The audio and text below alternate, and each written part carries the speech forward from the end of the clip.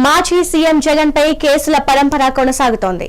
తాజాగా జగన్ గుంటూరు మిర్చి యాడ్ పర్యటనపై కేసు నమోదయ్యింది.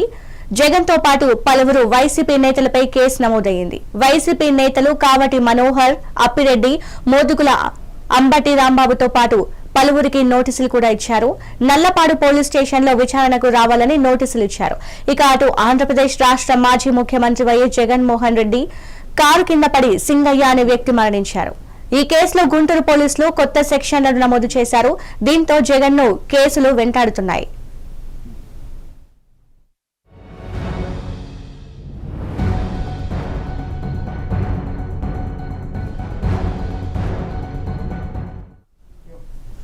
మాజీ సీఎం జగన్ పై కేసుల పరంపర కొనసాగుతోంది.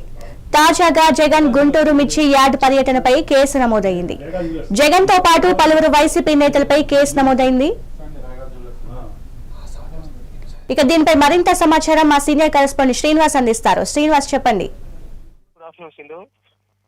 గత ఫిబ్రవరి నెల 19వ తేదీన గుంటూరు మిర్చి యార్డుకు మాజీ సీఎం జగన్మోహన్ రెడ్డి రైతుల ధరలు తక్కువ ఉన్నాయి, రైతులకు ప్రభుత్వం న్యాయం కల్పించాలి, ఒక యాజిటేషన్ చేసి ఏదన్నా ఒక రైతులను కలిసి వారితో మాట్లాడి వాడు ఎదుర్కొంటున్న సమస్యలపై ఒక ఉద్యమం చేద్దాము, ఓ ధర్నా చేపడదామనే ఉద్దేశంతో, అంటే ఎట్టకేలకు రాష్ట్ర ప్రభుత్వం మీద వ్యతిరేకంగా ఏదైనా కార్యక్రమం చేపడితేనే ప్రతిపక్ష హోదాలో మనం ఉన్నాము, ప్రజలకు మన మీద నమ్మకం కలుగుతుంది, ప్రజల్లో మన ఉనికి, వైసీపీ పార్టీ ఉనికి చాటుకోవచ్చు అన్న నేపథ్యంలో గత ఫిబ్రవరి 19వ తేదీన వైఎస్ జగన్మోహన్ రెడ్డి తాడేపల్లి నివాసం నుంచి రోడ్డు మార్గాన గుంటూరు మిర్చి యార్డుకు చేరుకున్నారు. కానీ అతను చేరుకున్న సమయంలో ముందు రోజే పోలీసులకి అనుమతి కోరిన సమయంలో ఎన్నికల కోడ్ అమల్లో ఉంది, జగన్ పర్యటన వద్దని చెప్పి నల్లబాడు పోలీసులు వైసీపీ పార్టీ వారు తెలియజేశారు. వారు తెలియజేసిన వినేది లేక ఇప్పటికే మా మాజీ సీఎం ప్రచారం మేము ఆల్రెడీ మా కార్యకర్తలు అందరూ ప్రచారం చేస్తున్నాము, మిర్చి యార్డుకి జగన్మోహన్ రెడ్డి వస్తున్నారు అని చెప్పే ఉద్దేశంతో పోలీసులు ఏదైతే ఆదేశాలు జారీ చేశారో వాళ్ళకి సలహా ఇచ్చారు, వాటిని బేఖాతరు చేస్తూ ఫిబ్రవరి 19వ తారీఖు జగన్మోహన్ రెడ్డికి గుంటూరు మిర్చి యార్డుకి వచ్చారు. ఎమ్మెల్సీ ఎన్నికలు కూడా అప్పటికే అమల్లో ఉంది.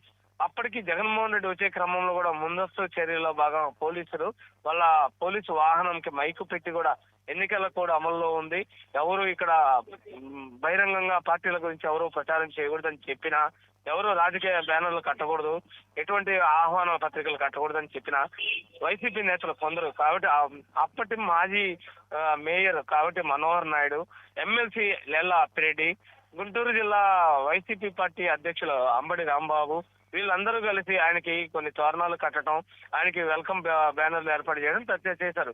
కాకపోతే అప్పటికే ఏదైతే కార్యక్రమం ఆ రోజు జరిగింది, ఆ రోజే స్థానిక సీఏ నల్లబాడు సీఏ వంశీధర్ వెళ్ళి, సార్ ఎలక్షన్ కోడ్ అమల్లో ఉంది, మీ వాళ్ళకి చెప్పాము, మీ వాళ్ళు వెళ్ళలేదు, మీరైనా వెళ్ళిపోండి సార్ అని సీఏ జగన్మోహన్ రెడ్డికి చెప్పినా అతను ఖాతరు చేయకుండా ఆ రోజు ఆయన వచ్చిన కార్యక్రమాన్ని ఆయన వచ్చిన ఉద్దేశం చేసుకుని వెళ్ళిపోయారు Sindhu.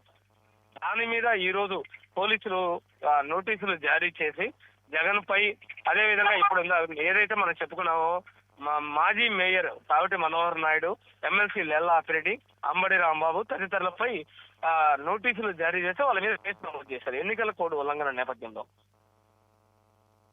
Right, thank you Srinivas.